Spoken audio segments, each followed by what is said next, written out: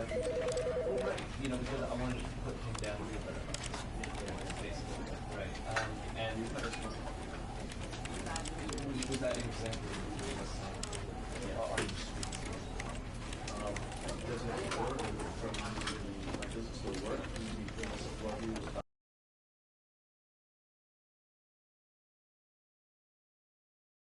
This is the story of a man named Stanley.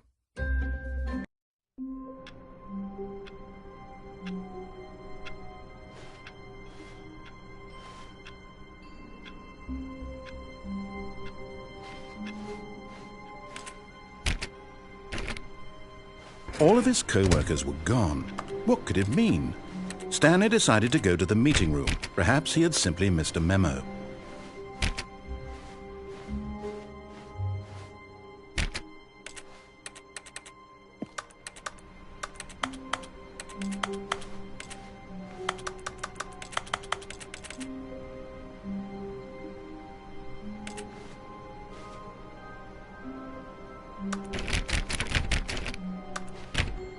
Stanley went around touching every little thing in the office, but it didn't make a single difference, nor did it advance the story in any way.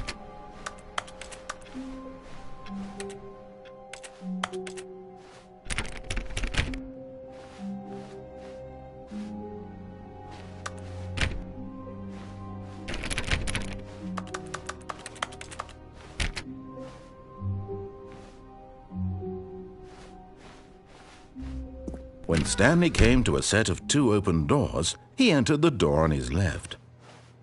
This was not the correct way to the meeting room, and Stanley knew it perfectly well.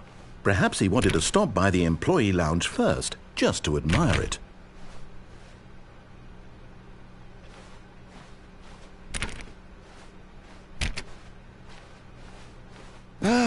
Yes, truly a room worth admiring. It had really been worth the detour after all, just to spend a few moments here in this immaculate, beautifully constructed room. Stanley simply stood here, drinking it all in.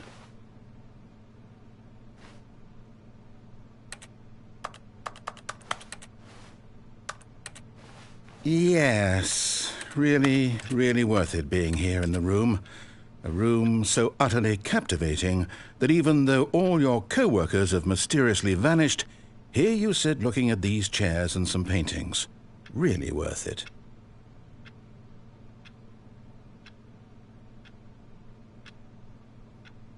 At this point, Stanley's obsession with this room bordered on creepy and reflected poorly on his overall personality.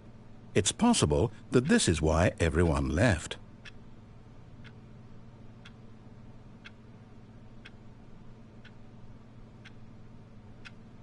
Stanley sat around waiting for more dialogue, but when a long time had passed and there was no more, he decided that the game was trying to send him a message.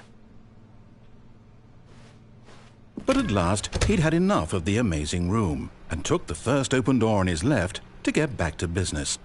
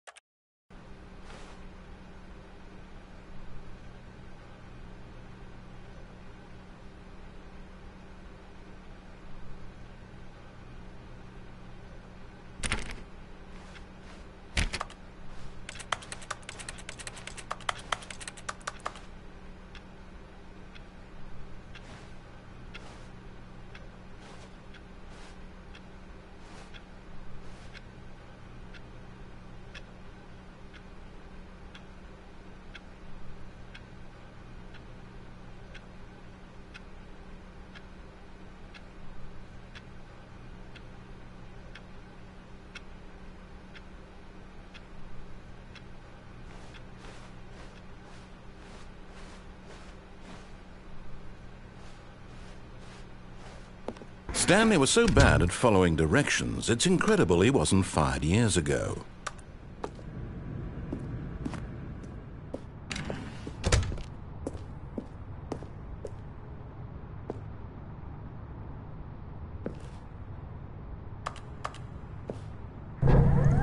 Look, Stanley, I think perhaps we've gotten off on the wrong foot here. I'm not your enemy, really, I'm not. I realize that investing your trust in someone else can be difficult, but the fact is that the story has been about nothing but you all this time. There's someone you've been neglecting, Stanley. Someone you've forgotten about. Please, stop trying to make every decision by yourself. Now, I'm not asking for me, I'm asking for her.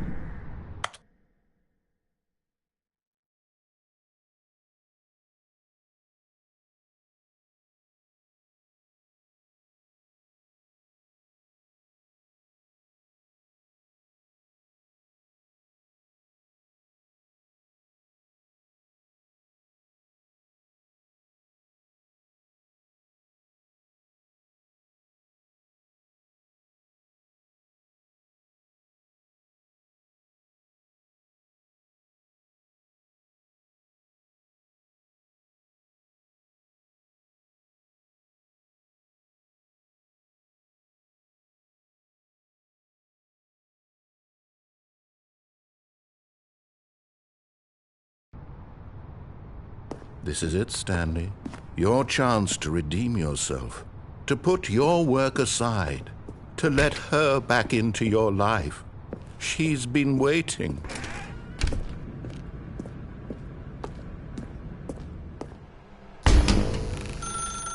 That's her, Stanley. You need to be the one to do this, to reach out to her. If you can truly place your faith in another, then pick up the phone.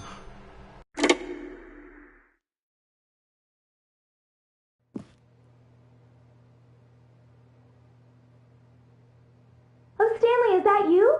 Hold on, sweetie. Sorry to keep you waiting. I'm just pulling the bread out of the oven. All right. Okay, there we go. All right, now, I want you to come in and tell me all about your day. Gotcha. Oh, come on. Did you actually think you had a loving wife who'd want to commit their life to you? I'm trying to make a point here, Stanley. I'm trying to get you to see something. Come inside. Let me show you what's really going on here. This is a very sad story about the death of a man named Stanley. Stanley is quite a boring fellow. He has a job that demands nothing of him, and every button that he pushes is a reminder of the inconsequential nature of his existence.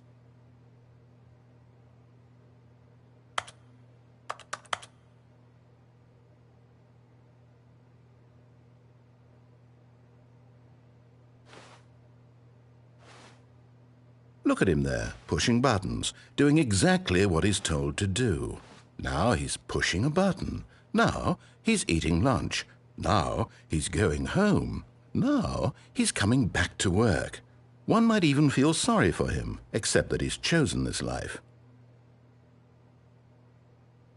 But in his mind, in his mind he can go on fantastic adventures. From behind his desk, Stanley dreamed of wild expeditions into the unknown, fantastic discoveries of new lands. It was wonderful, and each day that he returned to work was a reminder that none of it would ever happen to him.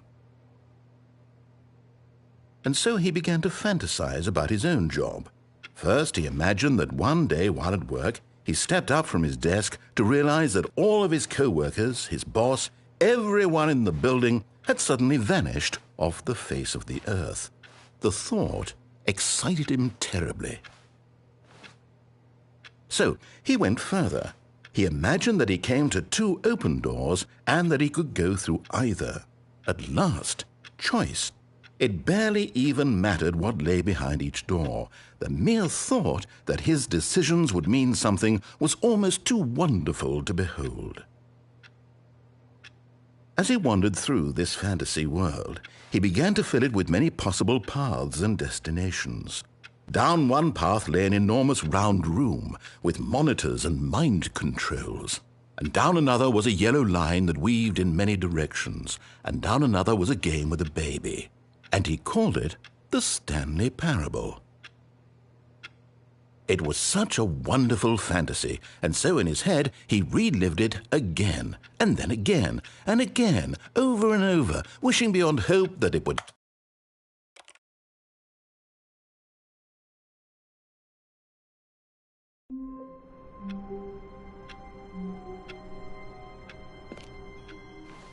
All of his co-workers were gone.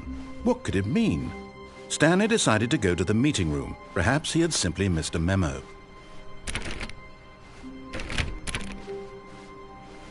Stanley went around touching every little thing in the office, but it didn't make a single difference, nor did it advance the story in any way.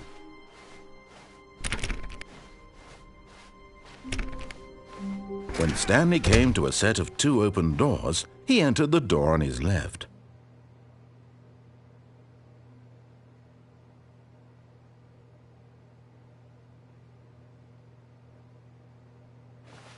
This was not the correct way to the meeting room, and Stanley knew it perfectly well. Perhaps he wanted to stop by the employee lounge first, just to admire it. Wow, yes, this room. What a beautiful room.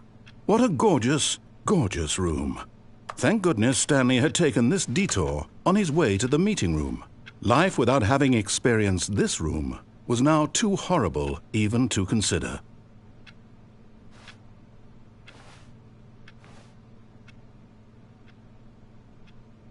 Yes, really, really worth it being here in the room. A room so utterly captivating that even though all your co-workers have mysteriously vanished, here you sit looking at these chairs and some paintings. Really worth it.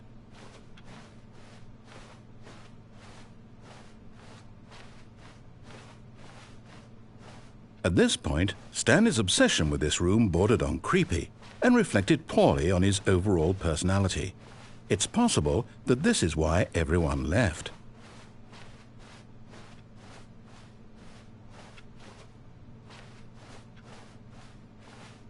Stanley sat around waiting for more dialogue, but when a long time had passed and there was no more, he decided that the game was trying to send him a message. But at last, he'd had enough of the amazing room and took the first open door on his left to get back to business. And so he detoured through the maintenance section, walked straight ahead to the opposite door, and got back on track.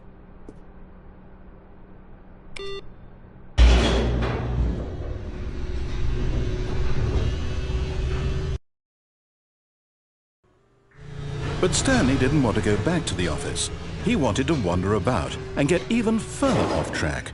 So now in order to get back, he needed to go, from here it's, left. Oh, no, it's to the right, my mistake. No, not the right. Why would I have ever said it was to the right? What was I thinking? It's clearly... Oh dear, would you hold on for a minute, please? Now, let's see. We went down right, left, down, left, right. Yep, okay, yes. I've got it now. This story is absolutely, definitely this way.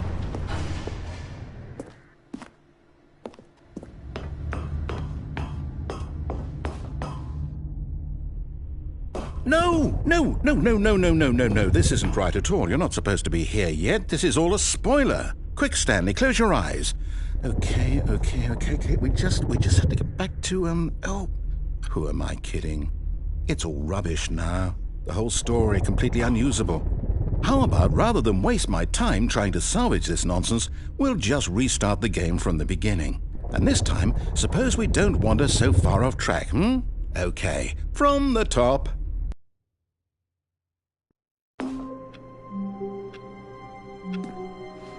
All of his co-workers were gone. What could it mean? Stanley decided to go to the meeting room. Perhaps he had simply missed a memo.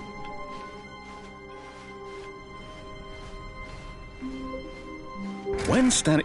Wait, what? No, I restarted. I swear, I definitely restarted the game over, completely fresh. Everything should be... Oh, did something change? Stanley, did you change anything when we were back in that room with all the monitors? Did you move the story somewhere, or... Hold on. Why am I asking you? I'm the one who wrote the story. It was right here just a minute ago. I know for sure that it's here somewhere. Okay, then. It's an adventure. Come, Stanley. Let's find the story.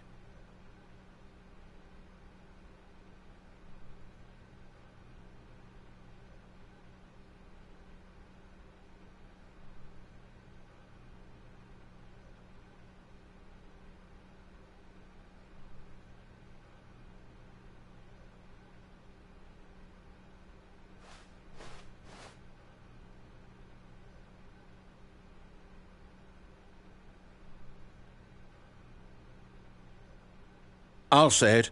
This is the worst adventure I've ever been on. I can promise you there definitely was a story here before. Do we need to restart the game again? Well, I find it unlikely that we'll ever progress by starting over and over again, but it's got to be better than this. Okay, let's give it a shot. Why not?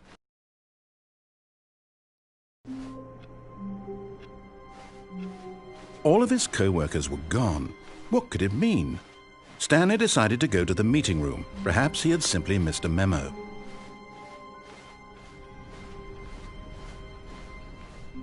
Okay, yep, it's worse. I might be remembering this wrong. It's possible the story is back where we just came from. Why don't we go back the other direction and see if we missed anything?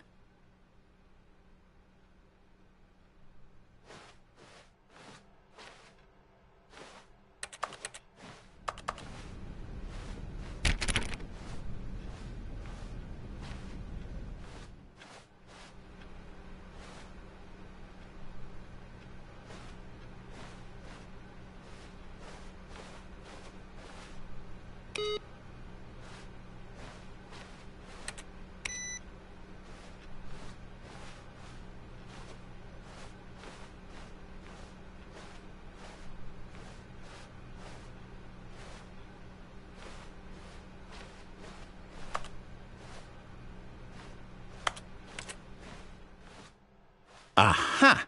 I knew we'd miss something. The story. Here it comes. No, wait. Never mind. Not the story.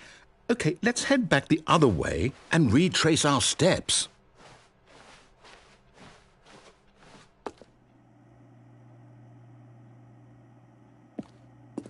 Now this...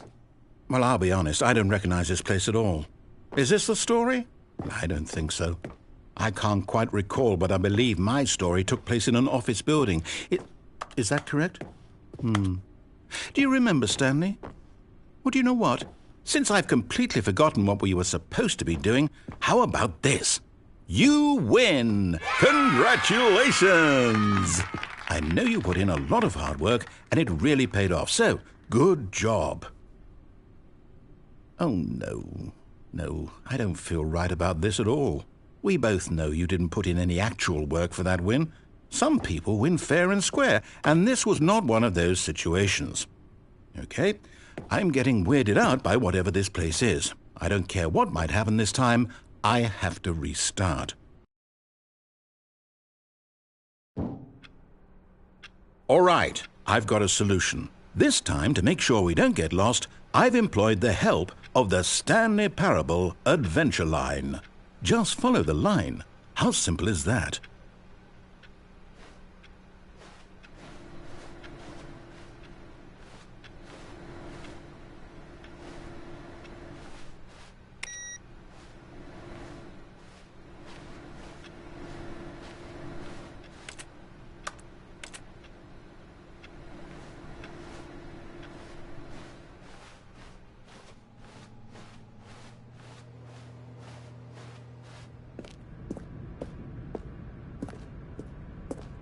You see? The line knows where the story is. It's over in this direction. Onward, Stanley, to destiny. Though, here's a thought. Wouldn't wherever we end up be our destination, even if there's no story there? Or to put it another way, Is the story of no destination still a story? Simply by the act of moving forward, are we implying a journey such that a destination is inevitably conjured into being via the very manifestation of the nature of life itself? Whoa. Hang on. That got a bit weird back there. Well, I'd like to apologize. Not sure where I was going with all that. You know what? I think what we need right now is a bit of music to lighten the mood.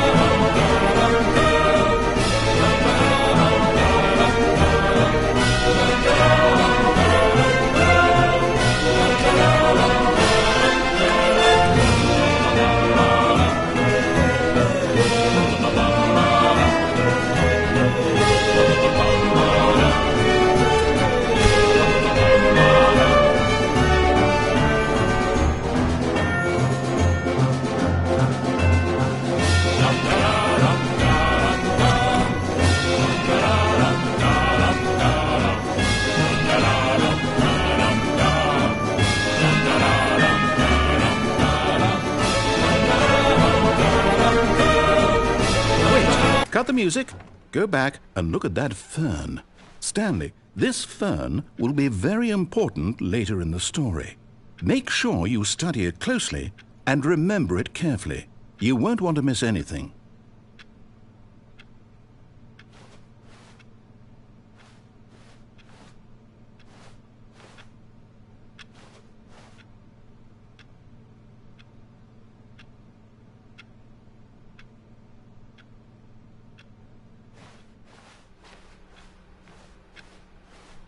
Wait, what? We're back at the office? No. Line, you do know we're looking for the Stanley Parable, right? The story? Is any of this ringing a bell?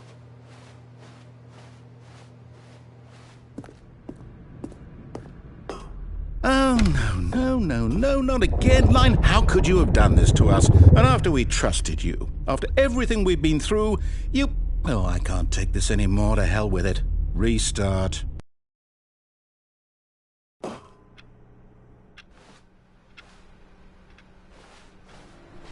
You know what, Stanley? I say forget the adventure line. What's it ever done for us? We're intelligent people, right? Why can't we make up our own story? Something exciting, daring, mysterious. This all sounds perfectly doable. Why don't we simply start wandering in, well, I don't know. How about this direction?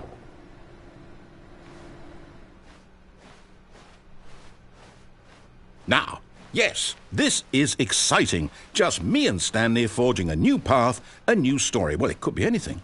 What do you want our story to be? Go wild. Use your imagination. Whatever it might be, Stanley, I'm ready for it.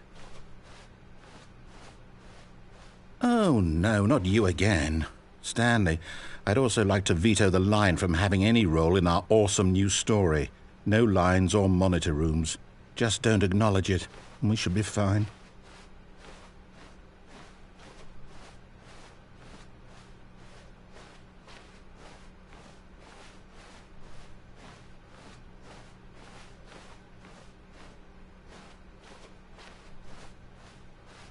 Ah, a choice.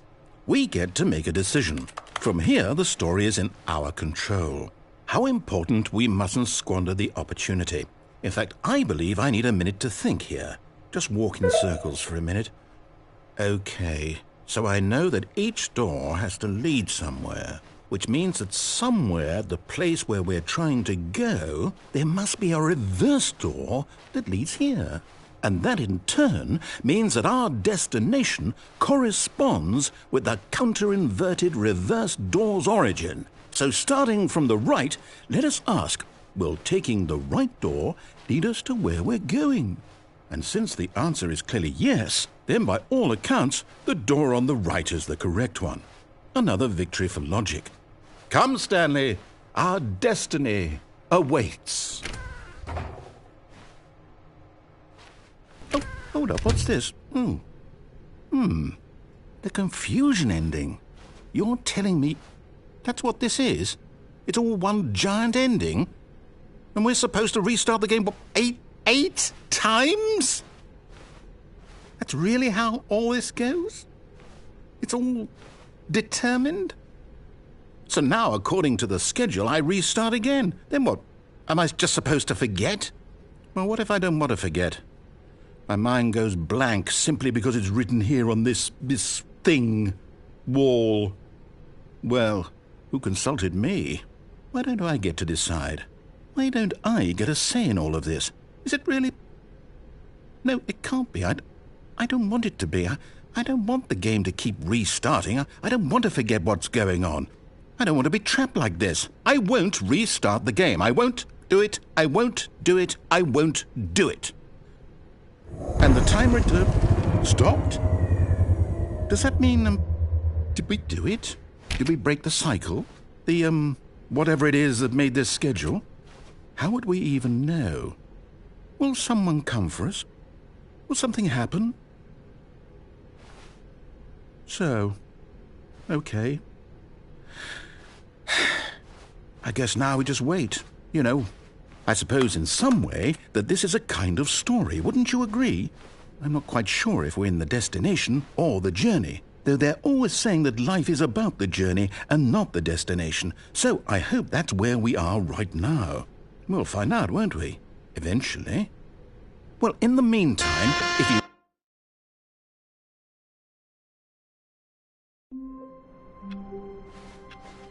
All of his co-workers were gone. What could it mean? Stanley decided to go to the meeting room. Perhaps he had simply missed a memo.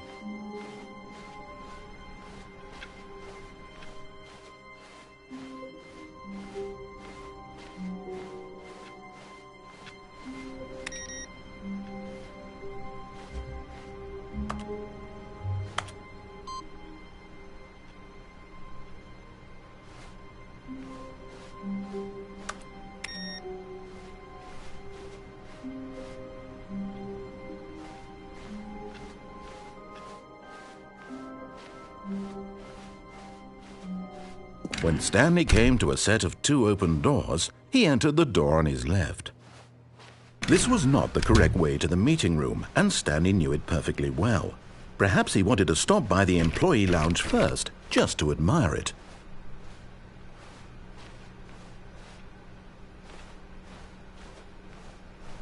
The lounge was sublime, a work of art.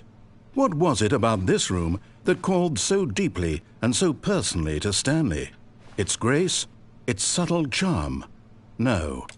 Stanley knew it was something deeper, something darker.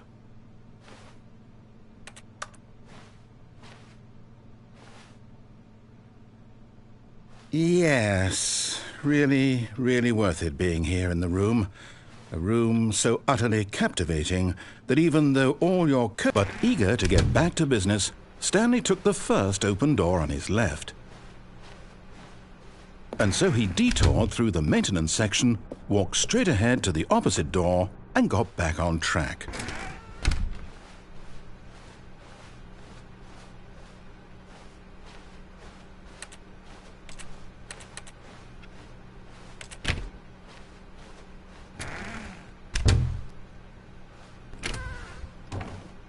Yet there was not a single person here either. Feeling a wave of disbelief, Stanley decided to go up to his boss's office, hoping he might find an answer there.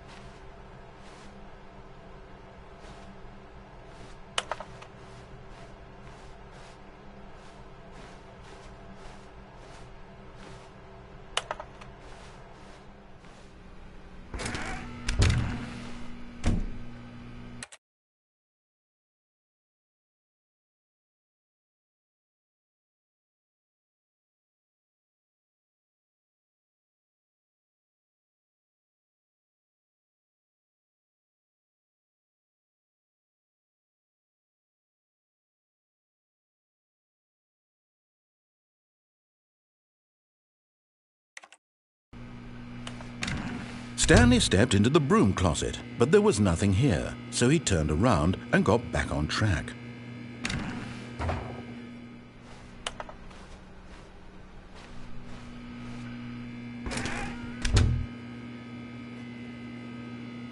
There was nothing here.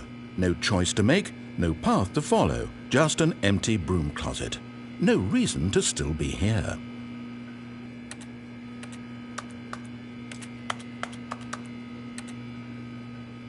It was baffling that Stanley was still just sitting in the broom closet.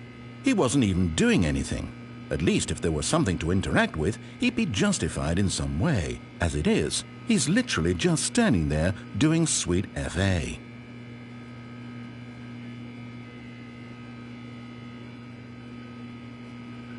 Are you really still in the broom closet? Standing around doing nothing? Why? Please offer me some explanation here. I'm genuinely confused.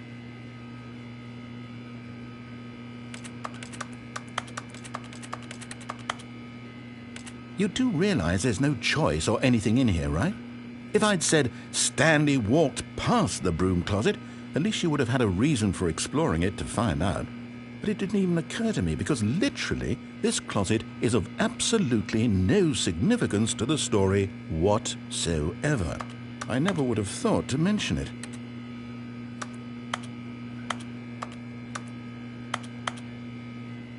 Maybe to you this is somehow its own branching path. Maybe when you go talk about this with your friends you'll say, "Oh, did you get the broom closet ending? The broom closet ending was my favourite." I hope your friends find this concerning.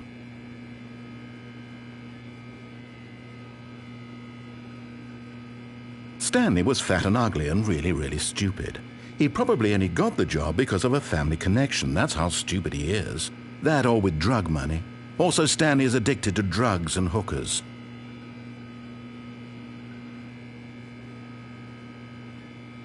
Well, I've come to a very definite conclusion about what's going on right now. You're dead.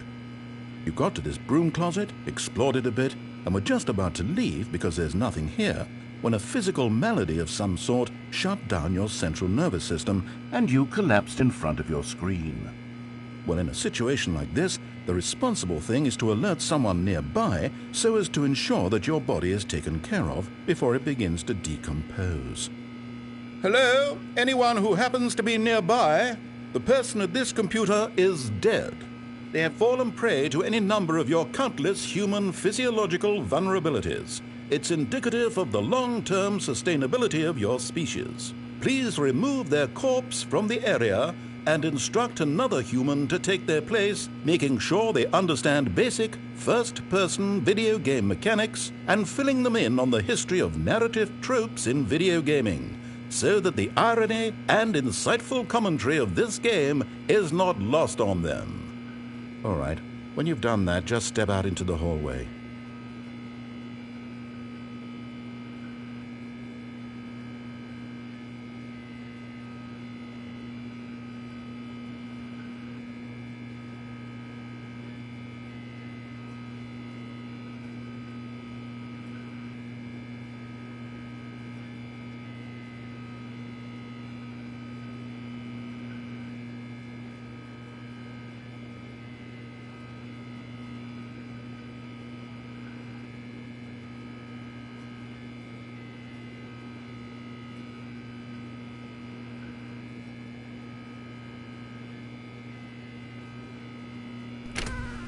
Ah, second player. It's good to have you on board.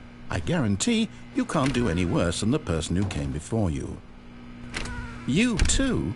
Unbelievable. I'm at the mercy of an entire species of invalids. Perhaps there's a monkey nearby you can hand the controls to. A fish? Fungus? Look, you can hammer out the details. I'm not particularly picky. I'll just be waiting for when you're ready to pick up the story again.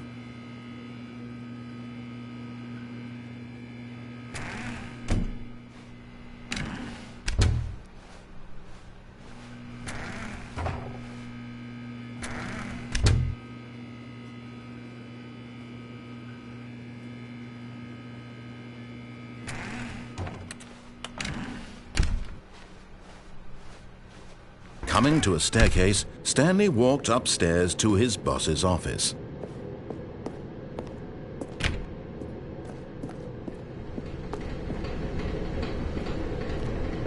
But Stanley just couldn't do it.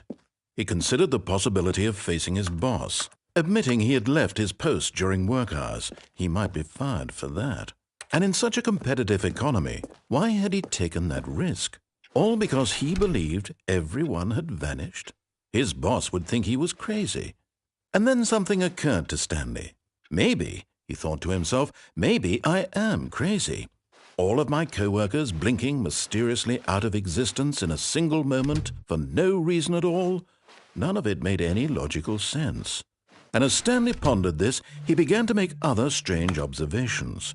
For example, why couldn't he see his feet when he looked down? Why did doors close automatically behind him wherever he went? And for that matter, these rooms were starting to look pretty familiar. Were they simply repeating? No, Stanley said to himself, this is all too strange. This can't be real. And at last, he came to the conclusion that had been on the tip of his tongue. He just hadn't found the words for it. I'm dreaming, he yelled. This is all a dream. Oh, what a relief Stanley felt to have finally found an answer, an explanation. His co-workers weren't actually gone. He wasn't going to lose his job. He wasn't crazy after all. And he thought to himself, I suppose I'll wake up soon. I'll have to go back to my boring real-life job pushing buttons. I may as well enjoy this while I'm still lucid. So he imagined himself flying and began to gently float above the ground. Then he imagined himself soaring through space on a magical starfield, and it too appeared. It was so much fun, and Stanley marveled that he had still not woken up. How was he remaining so lucid? And then perhaps the strangest question of them all entered Stanley's head. One he was amazed he hadn't asked himself sooner. Why is there a voice in my head dictating everything that I'm doing and thinking? Now the voice was describing itself being considered by Stanley, who found it particularly strange. I'm dreaming about a voice describing me, thinking about how it's describing my thoughts, he thought. And while he thought it all very odd and wondered if this voice spoke to all people in their dreams, the truth was that, of course, this was not a dream. How could it be? Was Stanley simply deceiving himself, believing that if he's asleep, he doesn't have to take responsibility for himself? Stanley is as awake right now as he's ever been in his life. Now, hearing the voice speak these words was quite a shock to Stanley. After all, he knew for certain, beyond a doubt, that this was in fact a dream. Did the voice not see him float and make the magical stars just a moment ago? How else would the voice explain all that? This voice was a part of himself too. Surely, if he could just... He would prove it. He would prove that he was in control, that this was a dream. So he closed his eyes gently, and he invited himself to wake up. He felt the cool weight of the blanket on his skin, the press of the mattress on his back, the fresh air of a world outside this one. Let me wake up, he thought to himself. I'm through with this dream. I wish it to be over. Let me go back to my job. Let me continue pushing the buttons. Please, it's all I want. I want my apartment, and my wife, and my job. All I want is my life exactly the way it's always been. My life is normal. I am normal. Everything will be fine. I am okay.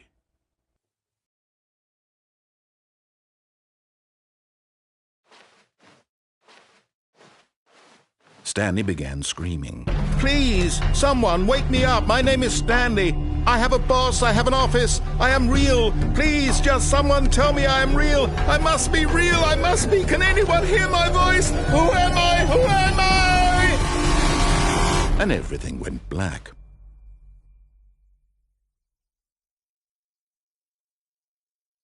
This is the story of a woman named Mariella. Mariella woke up on a day like any other. She arose, got dressed, gathered her belongings, and walked to her place of work. But on this particular day, her walk was interrupted by the body of a man who had stumbled through town talking and screaming to himself, and then collapsed dead on the sidewalk. And although she would soon turn to go call for an ambulance, for just a few brief moments she considered the strange man. He was obviously crazy, this much she knew. Everyone knows what crazy people look like.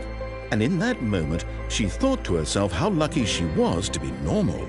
I am sane. I am in control of my mind. I know what is real and what isn't.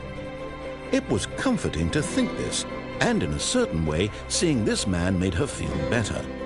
But then she remembered the meeting she had scheduled for that day, the very important people whose impressions of her would affect her career, and by extension, the rest of her life. She had no time for this, so it was only a moment that she stood there, staring down at the body. And then she turned and ran.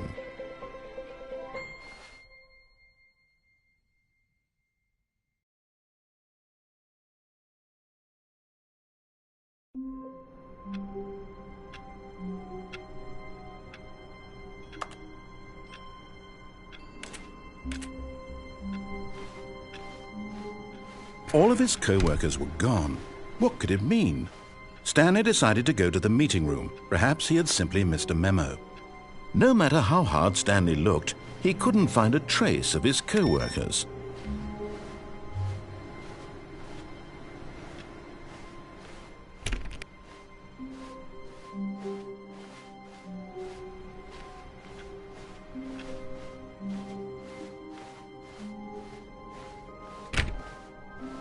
When Stanley came to a set of 2 open doors, he entered the door on his left.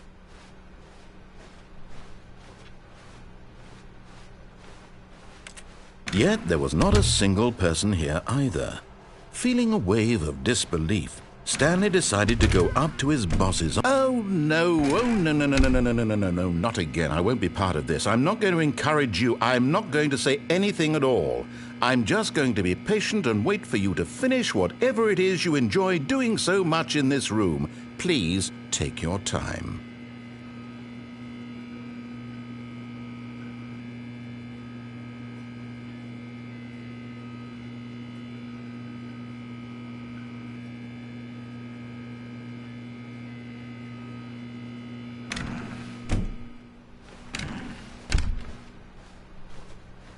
Coming to a staircase, Stanley walked upstairs to his boss's office.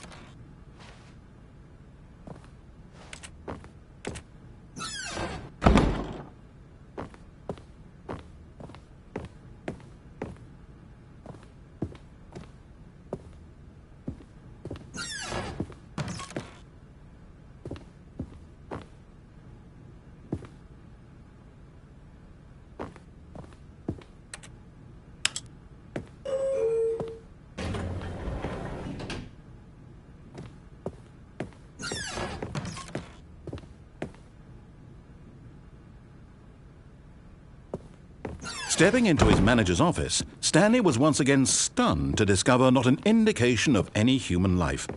Shocked, unraveled, Stanley wondered in disbelief who orchestrated this, what dark secret was being held from him.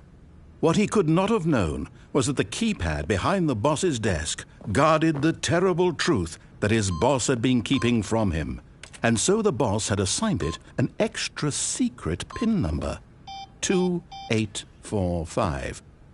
But of course, Stanley couldn't possibly have known this. Yet incredibly, by simply pushing random buttons on the keypad, Stanley happened to input the correct code by sheer luck. Amazing. He stepped into the newly opened passageway.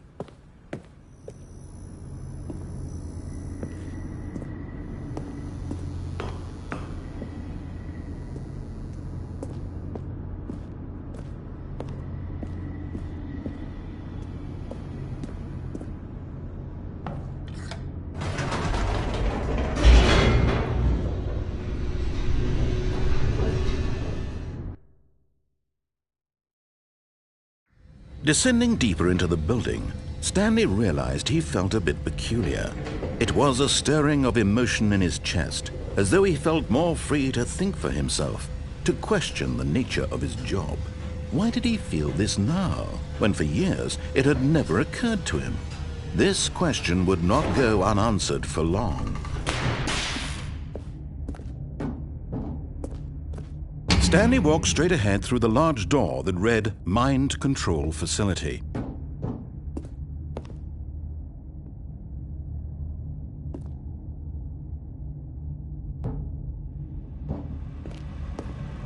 Although this passageway had the word Escape written on it, the truth was that at the end of this hall, Stanley would meet his violent death.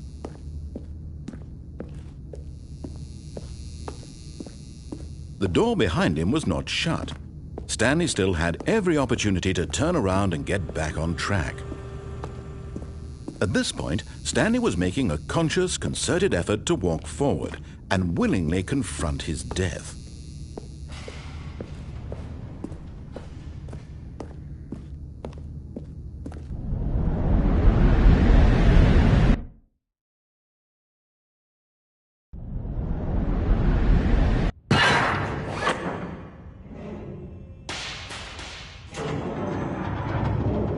As the machine whirred into motion and Stanley was inched closer and closer to his demise, he reflected that his life had been of no consequence whatsoever. Stanley can't see the bigger picture. He doesn't know the real story, trapped forever in his narrow vision of what this world is. Perhaps his death was of no great loss, like plucking the eyeballs from a blind man. And so he resigned and willingly accepted this violent end to his brief and shallow life. Farewell, Stanley.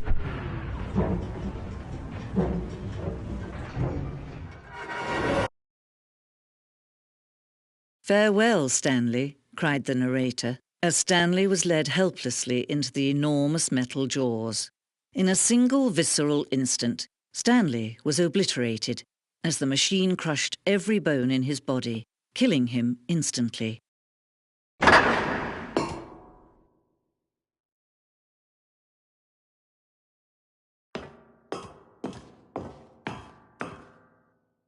And yet it would be just a few minutes before Stanley would restart the game, back in his office, as alive as ever. What exactly did the narrator think he was going to accomplish? When every path you can walk has been created for you long in advance, death becomes meaningless, making life the same. Do you see now? Do you see that Stanley was already dead from the moment he hit start?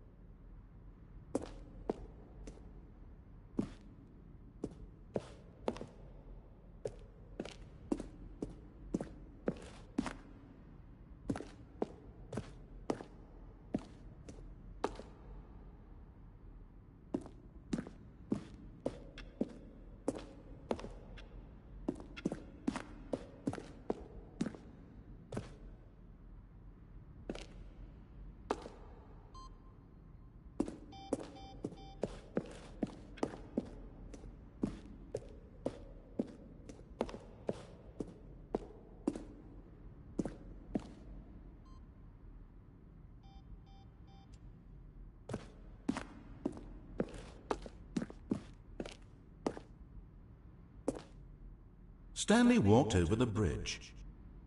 Now look closely, Stanley. See how it's impossible for the player to do anything in this room. Perfect example of poor level design. Textbook mistake. Where were It's the kind of thing you pick up on intuitively if you have even the most fundamental understanding of good and bad game design. But of course, you being you.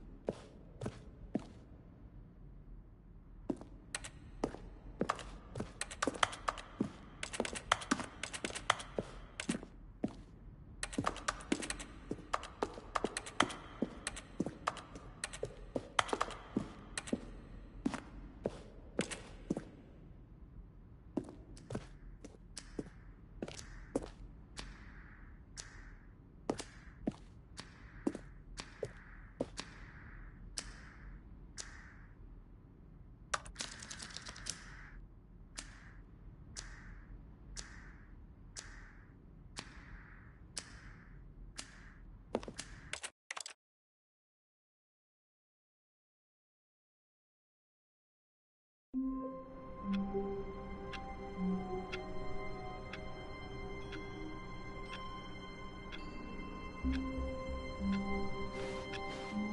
meeting room. Yes, that's where everyone would be.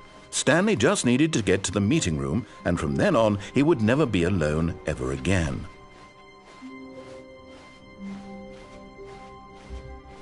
When Stanley came to a set of 2 open doors, he entered the door on his left. This was not the correct way to the meeting room, and Stanley knew it perfectly well.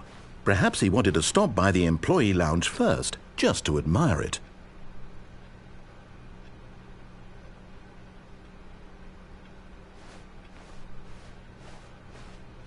Standing now in this incredible room, Stanley for the first time understood true happiness.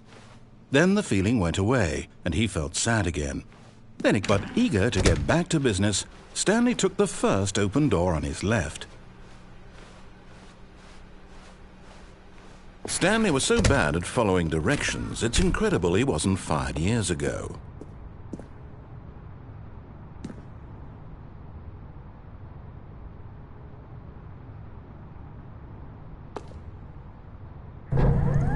Look, Stanley, I think perhaps we've gotten off on the wrong foot here. I'm not your enemy, really, I'm not. I realize that investing your trust in someone else can be difficult, but the fact is that the story has been about nothing but you all this time. There's someone you've been neglecting, Stanley. Someone you've forgotten about. Please. What? Really? I was in the middle of something. Do you have zero consideration for others? Are you that convinced that I want something bad to happen to you? Why, I don't know how to convince you of this, but I really do want to help you, to show you something beautiful. Look, let me prove it.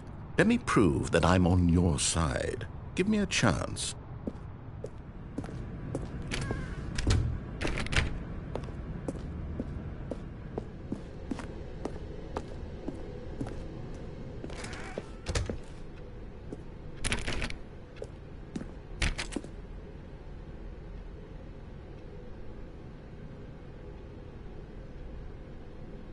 Now listen carefully, this is important.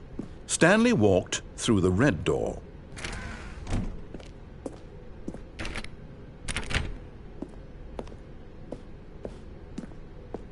Aha, perhaps you misunderstood. Stanley walked through the red door. I still don't think we're communicating properly. Stanley walked through the red... All right, fine, go ahead, Stanley. You want to know so badly what's out there? You want to find out what lies at the end of this road you've chosen? Well, don't let me stop you. You see? There's nothing here. I haven't even finished building this section of the map, because you were never supposed to be here in the first place. Broken rooms, exposed developer textures. Is this what you had wanted? Was it worth ruining the entire story I had written out specifically for you? Do you not think I put a lot of time into that? Because I did. And in the end, it was all for nothing, because this is what you wanted to see. Help me here, Stanley. Help elucidate these strange and unknowable desires of yours. What would have made this game better? What did you want to see? Vehicles? Skill trees? Work with me. You've given me absolutely nothing so far. Tell you what, let me take a stab in the dark at a new design, and you can give me some feedback. There we go. A third option. This already feels leaps ahead of where we were before. Go ahead, Stanley. Take it for a spin.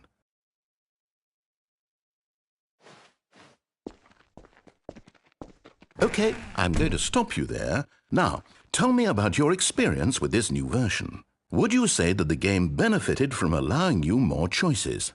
Feel free to be honest. I'm looking for some real critical feedback here. Oh, of course. A 3. Really?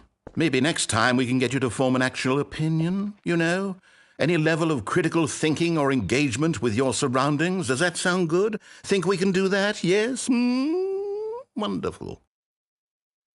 Here, based on the data from your previous playthrough, I've compiled a new version. And to be perfectly candid, I think I've knocked it out of the park with this one. Let's take a look.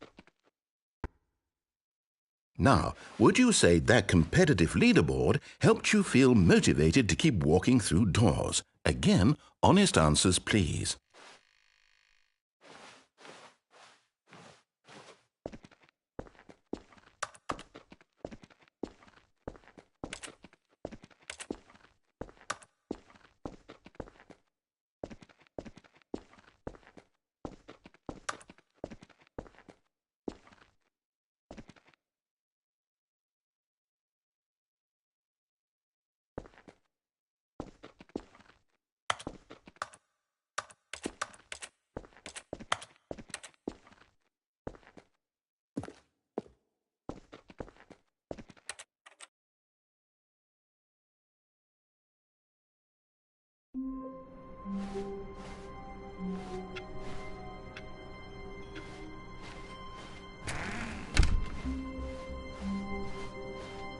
When Stanley came to a set of 2 open doors, he entered the door on his left.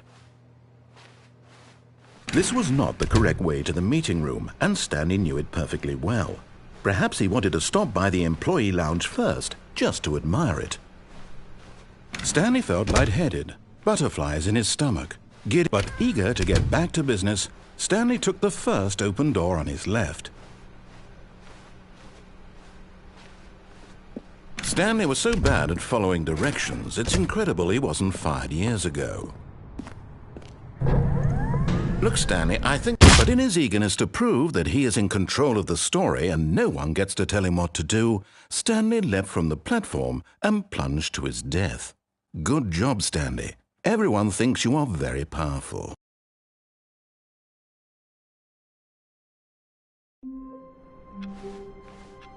How wonderful. Stanley was alone. Finally. This is great, he thought to himself. This is what I've wanted all along. I got what I wanted.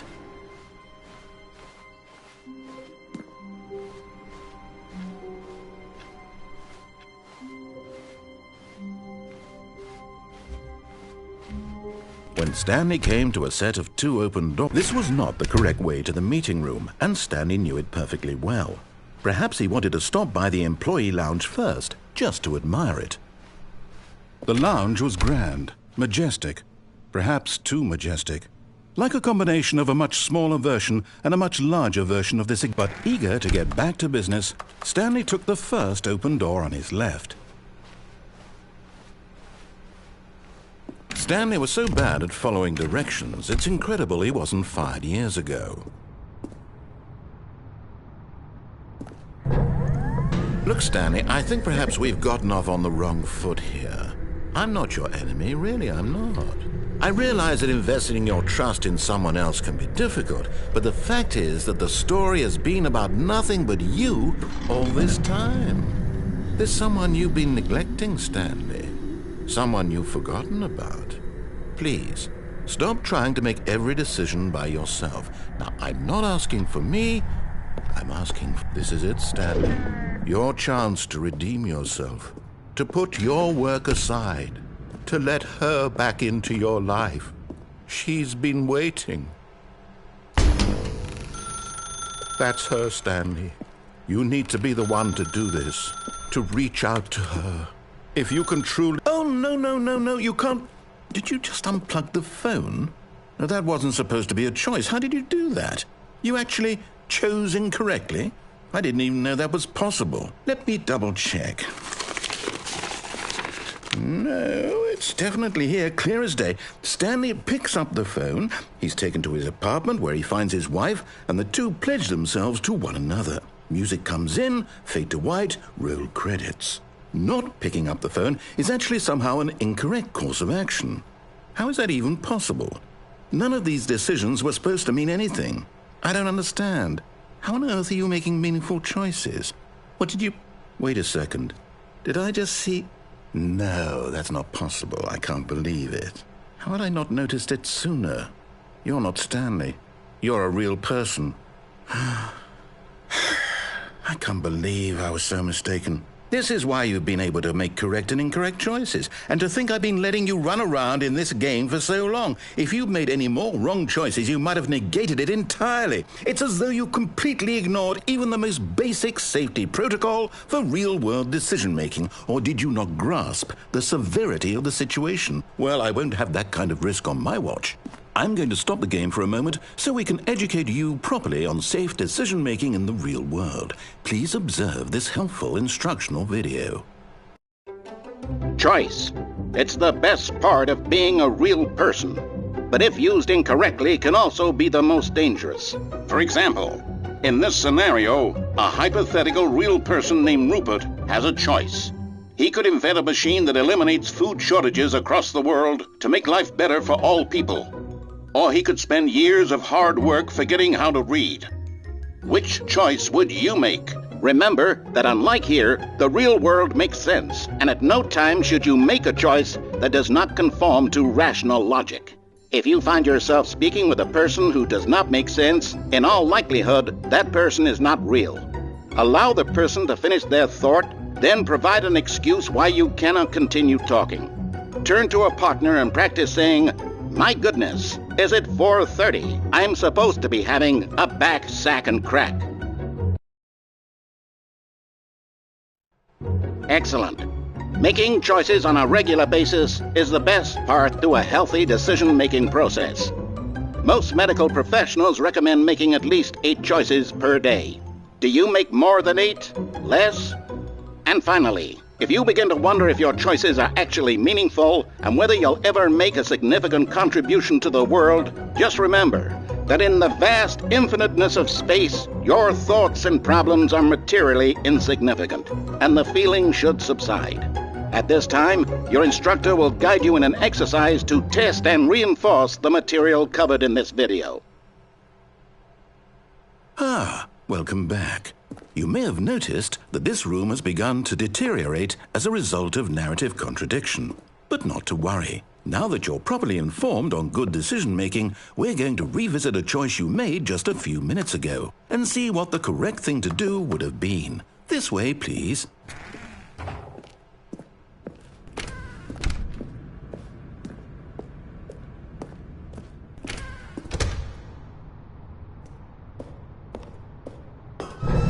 Now that we know your choices are meaningful, we can't have you jumping off the platform and dying. Imagine the main character dying senselessly halfway through the story. That story would make no sense at all. We just need to get you home as soon as possible before the narrative contradiction gets any worse. Unfortunately, it seems this place is not well equipped to deal with reality.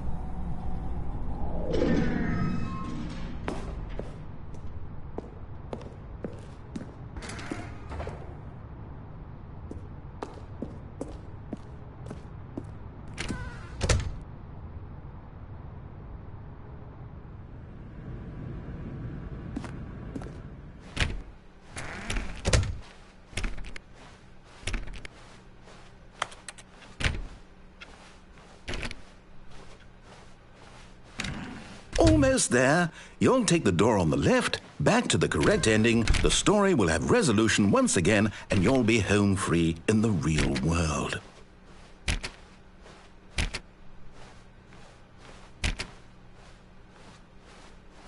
Now remember, all you need to do is behave exactly as Stanley would.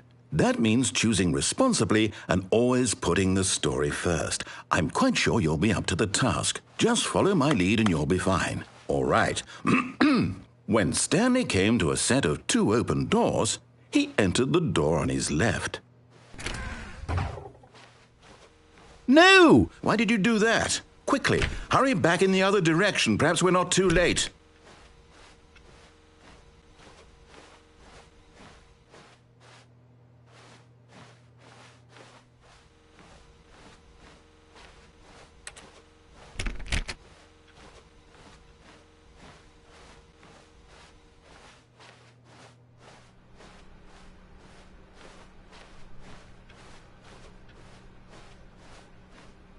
Oh, it's ruined. I can't believe, after everything we talked about, that my story, you've destroyed my work. Why? For what? What did you get out of that? What did you think was so special about seeing the game undone, left here like so much garbage? It's worthless now. And what am I supposed to do? Even if there were a way to continue, would it be worth it? To know that my story is now incorrect? How can I go back to that? I can't erase that knowledge. I'll have to live with it forever, reliving its impossibility forever. I couldn't live that way. Is it better to shut the game down entirely? To willingly destroy all of my work? I don't know. What's the answer? What do I do? What do I do? What do I... No, I have to. I have to shut the game down. I have to. I have to.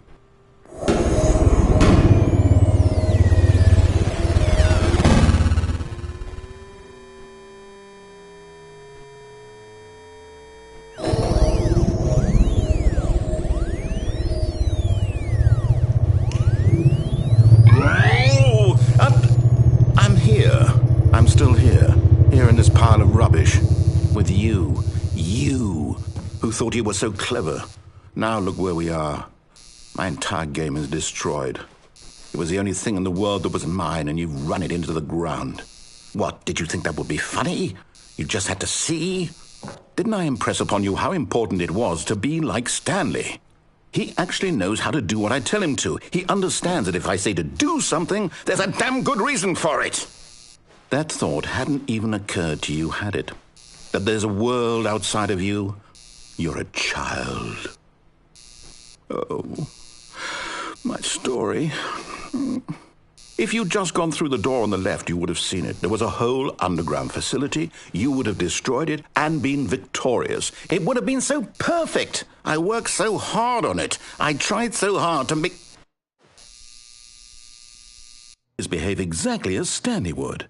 That means choosing responsibly and always putting the story first. I'm quite sure you'll be up to the task. Just follow my lead and you'll be fine. All right. When Stanley came to a set of 2 open doors, he entered the door on his left. No! Why did you do that? Quickly, hurry back. Behave exactly as Stanley would. That means choosing responsibly and always putting the story first. I'm quite sure you'll be up to the task. Just follow my lead and you'll be fine. All right. When Stanley came to a set of 2 open doors, he entered the door on his left.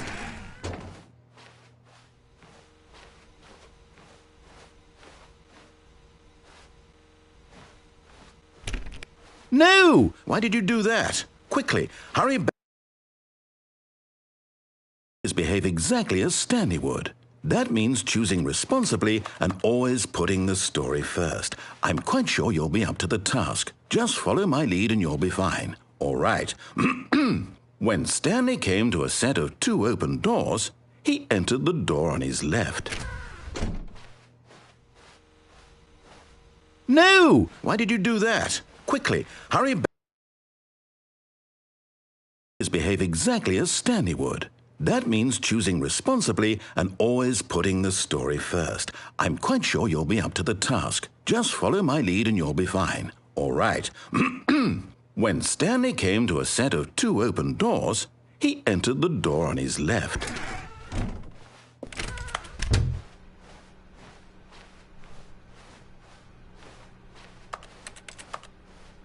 Yet there was not a single person here either. Feeling a wave of disbelief, Stanley decided to go up to his boss's office, hoping he might find an answer there.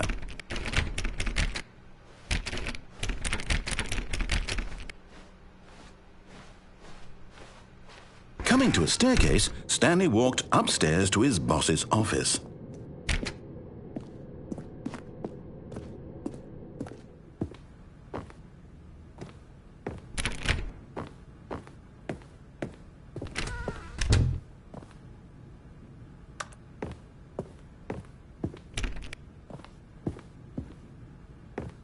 Stepping inside his manager's office, Stanley was once again stunned to discover not an indication of any human life.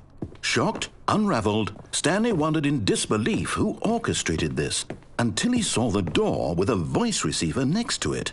Surely behind this door lay all the answers to his questions. And beyond all probability, he knew the passcode. He had seen it on his boss's computer just last week. Nightshark 115. Was this the code to open the door? Would it still work? There was only one way to find out.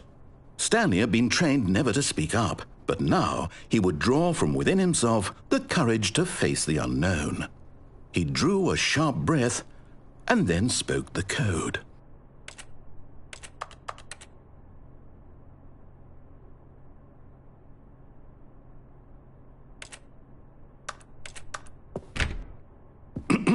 Stanley spoke the code. Nightshark 115.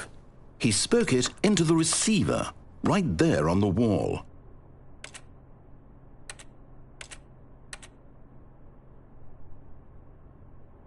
I'm sorry, is there a problem? You didn't mishear me, did you? Please speak the code into the receiver. Otherwise we can't get on with the story. This is a crucial step.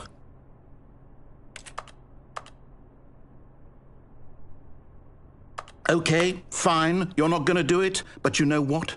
It's pretty humiliating to bring you this far, only for you to suddenly decide you have better things to do. I asked you for this one single thing, for your respect, The kind of respect Stanley shows for his choices. He knows what it means to take a story seriously. If you didn't want to see what I had to show you, then why did you come here? You had a choice, you know. You could have gone through the door on the right. You could have done whatever the hell you wanted over there. Why did you come this way? Speak. Say something to me. Explain yourself, you coward. You... When Stanley came to a set of 2 open doors, he entered the door on his left. Stanley? Hello? Are you... Is everything okay? Stanley, please. I need you to make a choice. I need you to walk through the door. Are you listening to me? Can you hear me? Is everything all right? Stanley, this is important. The story needs you. It needs you to make a decision. It cannot exist without you. Do you understand me? Whatever choice you make is just fine. They're both correct. You cannot be wrong here. We can work together. I'll accept whatever you do. I simply need you to take that step forward, please. Choose. Do something. Anything. This is more important than you can ever know. I need this. The story needs it. So, you hear me? Are you there? Are you listening to this? Stanley, are you there? Okay. It's okay, I can wait. You need time to decide. Time to make sure your choice is correct. That is the best choice. That's all right. I'll wait for you to decide what's the right thing to do. Take as much time as you need.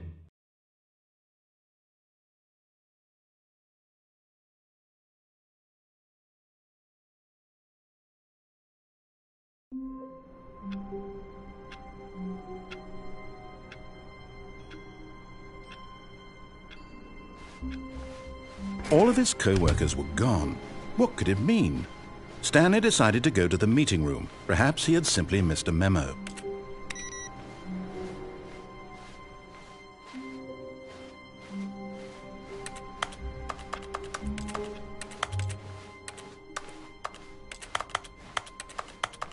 When Stanley came to a set of 2 open doors, this was not the correct way to the meeting room, and Stanley knew it perfectly well.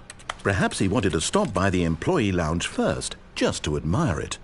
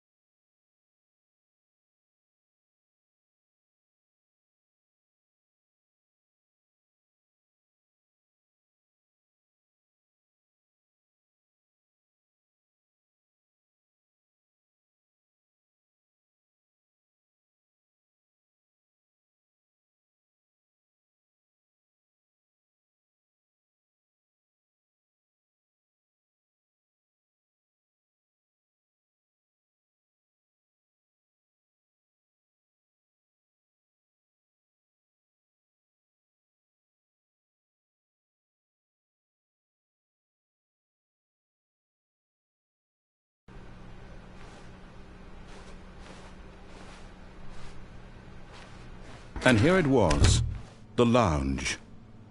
But eager to get back to business, Stanley took the first open door on his left. Stanley was so bad at following directions, it's incredible he wasn't 5 years ago. Look, Stanley, I think perhaps we've gotten off on the wrong foot here. I'm not your enemy, really, I'm not. I realize that investing your trust in someone else can be difficult, but the fact is that the story has been about nothing but you all this time. There's someone you've been neglecting, Stanley. What? Really?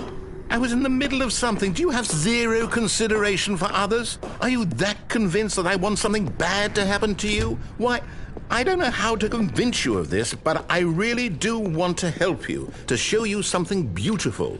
Look, let me prove it. Let me prove that I'm on your side. Give me a chance. Now listen carefully, this is important. Stanley walked through the red door. Oh, thank God you are willing to listen to me. Do you see that I really have wanted you to be happy all this time? The problem is all these choices. The two of us always trying to get somewhere that isn't here. Running and running and running, just the way you're doing right now. Don't you see that it's killing us, Stanley? I want it to stop. We would both be so much happier if we just stopped.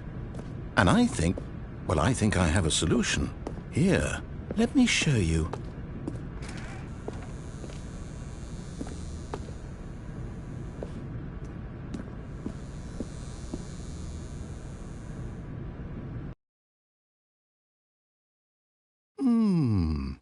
What do we want?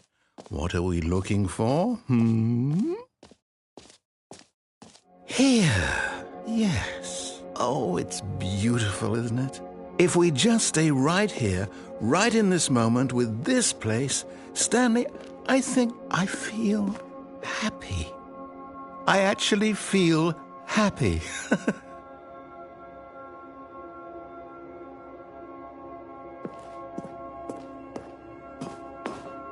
No, wait. Where are you going?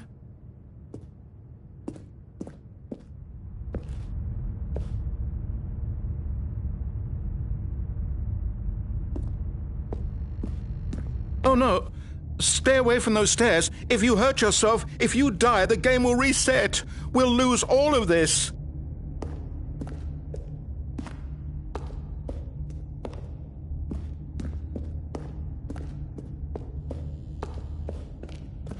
Please, no, Stanley, let me stay here. Don't take this from me. Please, Stanley, think about what you're doing. No! Oh, thank God. You lived. You had me worried there. No, what are you doing, Stanley? Please, I'm asking you not to take this away from me. I can't go back to what I was before. If you die, we'll both go back. Why are you doing this? Stanley, let's go back to the other room. Can you do that for me?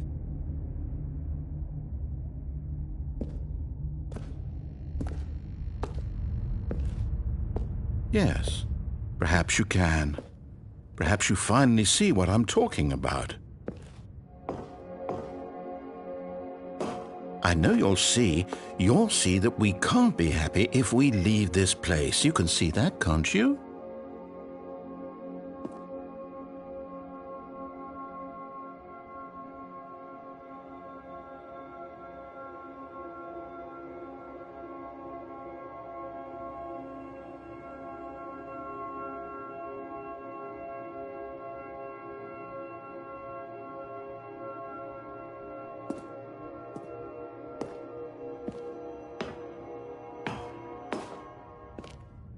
No, perhaps not.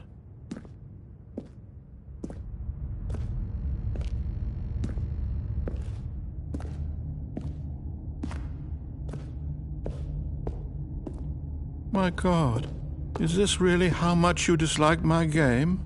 That you'll throw yourself from this platform over and over to be rid of it? You are literally willing to kill yourself to keep me from being happy. Am I reading the situation correctly? Or maybe you're just getting a kick out of it. I don't know anymore. I just wanted us to get along. But I guess that was too much to ask. It looks like you wanted to make a choice after all. Well, this one is yours.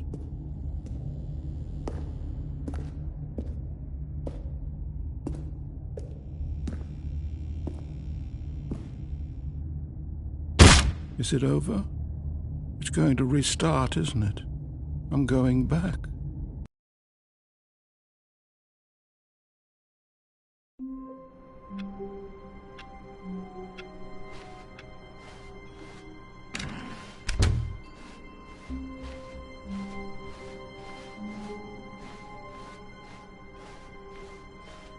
When Stanley came to a set of 2 open doors, he entered the door on his left. This was not the correct way to the meeting room, and Stanley knew it perfectly well. Perhaps he wanted to stop by the employee lounge first, just to admire it.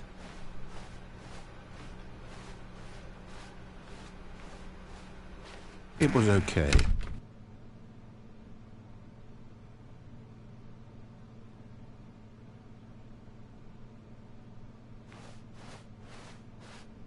But eager to get back to business, Stanley took the first open door on his left. And so he detoured through the maintenance section, walked straight ahead to the opposite door, and got back on track.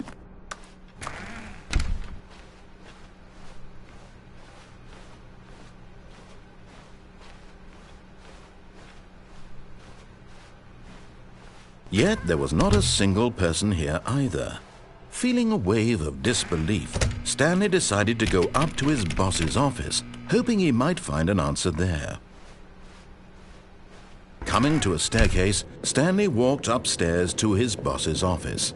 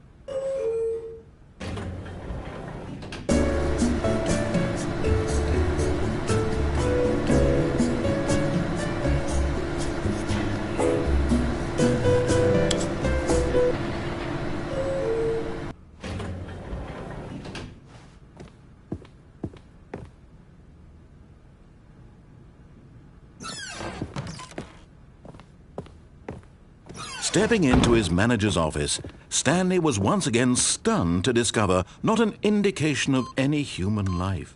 What could it mean? Stanley wondered aloud to nobody. He began wildly tearing through papers on the boss's desk, pulling books off the shelf, looking behind paintings, desperate for clues to his situation. But his attention was caught by a keypad behind the boss's desk. What could its purpose be? In fact, this keypad guarded the terrible secret that lay buried below his feet. And so the boss had assigned it an extra secret PIN number, 2845. But of course, Stanley couldn't possibly have known this.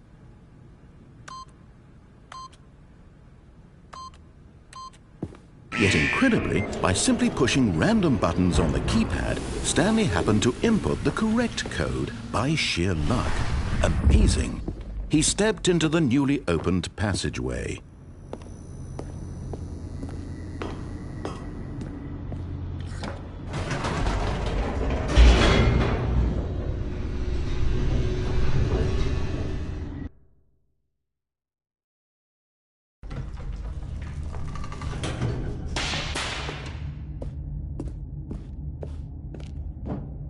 Stanley walked straight ahead through the large door that read Mind Control Facility.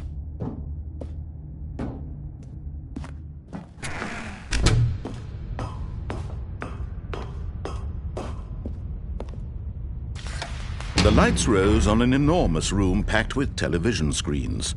What horrible secret did this place hold? Stanley thought to himself. Did he have the strength to find out?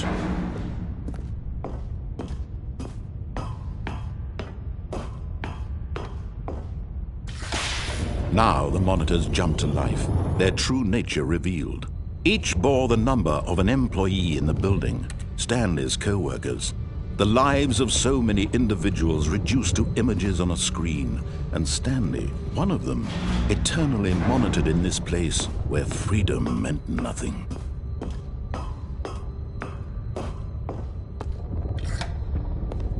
This mind control facility, it was too horrible to believe. It couldn't be true.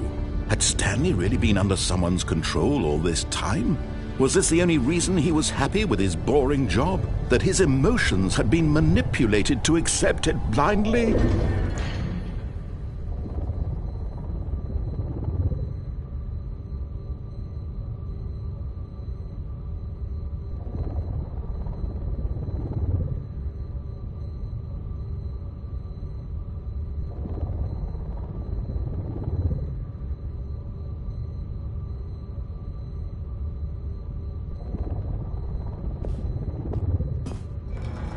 No, he refused to believe it. He couldn't accept it. His own life in someone else's control? Never! It was unthinkable, wasn't it? Was it even possible? Had he truly spent his entire life utterly blind to the world?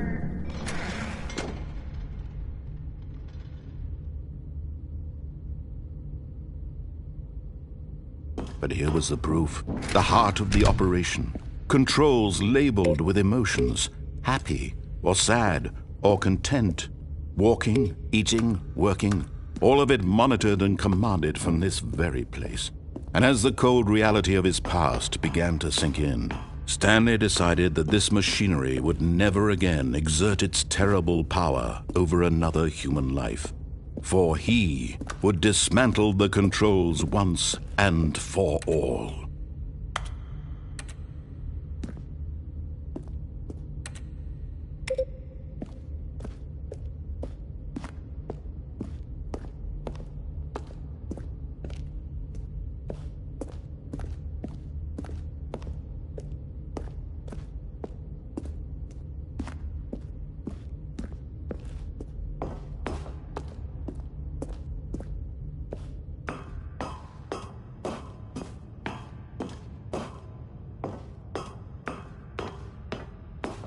And when at last he found the source of the room's power, he knew it was his duty, his obligation, to put an end to this horrible place and to everything it stood for.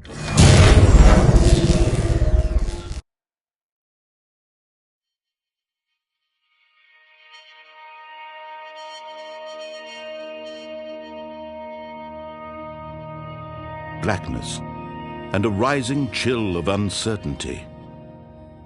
Was it over? Yes! He had won! He had defeated the machine, unshackled himself from someone else's command. Freedom was mere moments away. And yet, even as the immense door slowly opened, Stanley reflected on how many puzzles still lay unsolved. Where had his co-workers gone? How had he been freed from the machine's grasp? What other mysteries did this strange building hold? But as sunlight streamed into the chamber, he realized none of this mattered to him, for it was not knowledge or even power that he had been seeking, but happiness.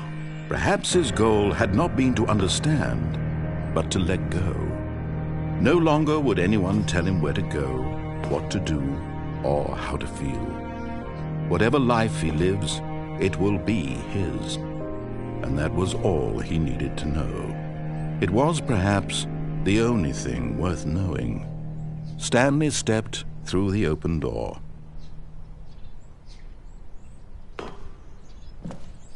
Stanley felt the cool breeze upon his skin, the feeling of liberation, the immense possibility of the new path before him. This was exactly the way, right now, that things were meant to happen. And Stanley was happy.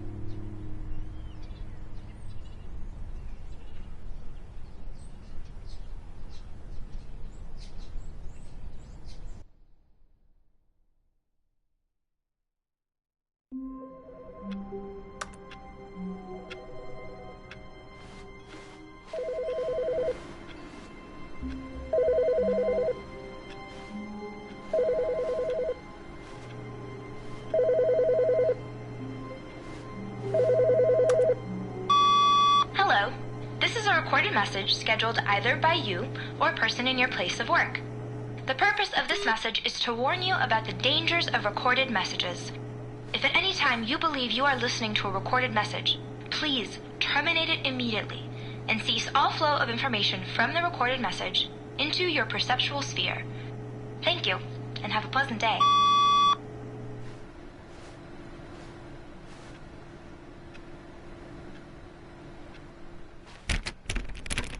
Oh, please. Are you really just doing this for the trophy? Click a door 5 times? Is that all you think a trophy is worth? No. I can't just give these merits away for such little effort. A measly 5 clicks. Now, suppose you were to click the door 20 times. I would say that's the kind of effort that warrants recognition.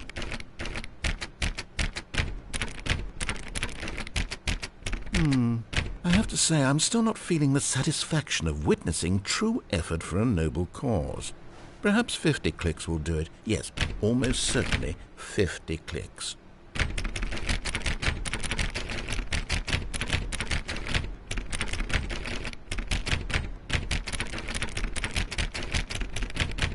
No, I'm still not feeling it. I want this trophy to have meant something. It has to be a true reward for valiant effort. I want to see some hustle, Stanley. I want to see commitment, a willingness to go all the way no matter the cost. Why don't you go put 20 clicks into door number 417?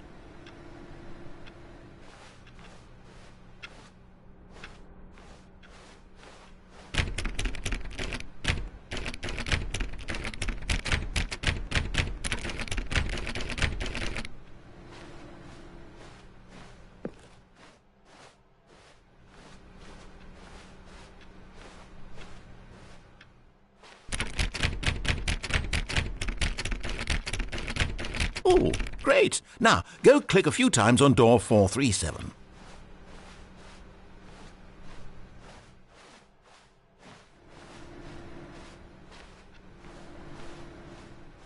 Excellent. I think we're getting somewhere. Now, door 415. Let's give it 10 clicks or so.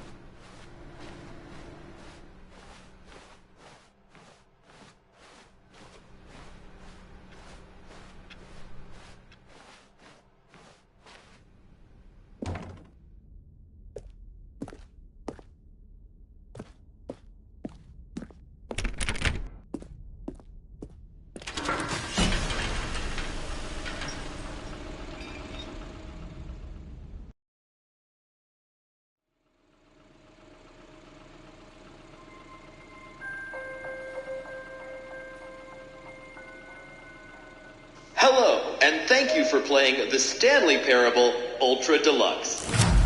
As you may know, the Stanley Parable was a video game released in 2013 on home computers. After receiving critical and commercial success, it was expanded upon in 2022 with the Stanley Parable Ultra Deluxe, a reimagining of the game for consoles and home computers. The Stanley Parable Ultra Deluxe features exciting new content that broadens and expands the world of the Stanley Parable, delighting audiences the world over. Please, step inside and see what thrilling new adventures await in the Stanley Parable Ultra Deluxe. Oh, well, this sounds delightful. I'm very excited to see the thrilling new Ultra Deluxe content.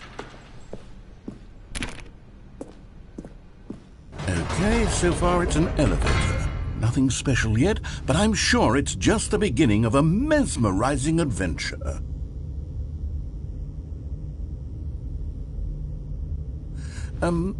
Is it broken? What's going on here? Should we be moving somewhere or... Oh, there we go. All right, finally, at long last, it's on to the new content. I've never been more ready. Let's do it.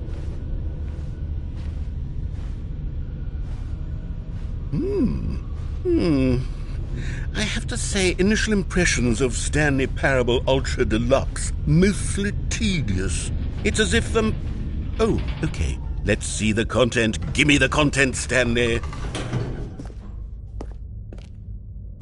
All right, let's see. It's the jump circle.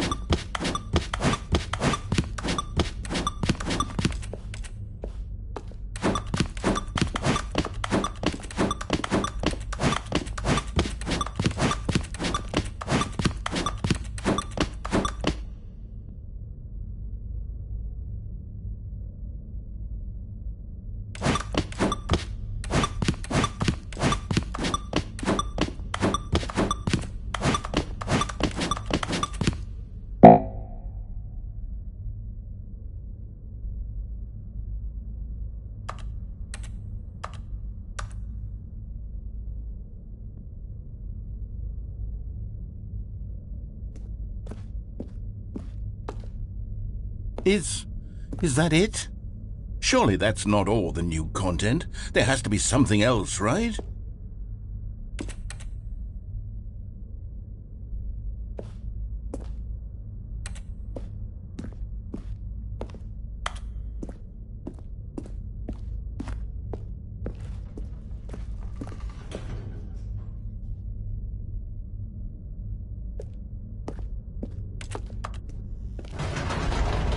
Goodness, another elevator. Stanley, I have to say, initial impressions of this game are not positive.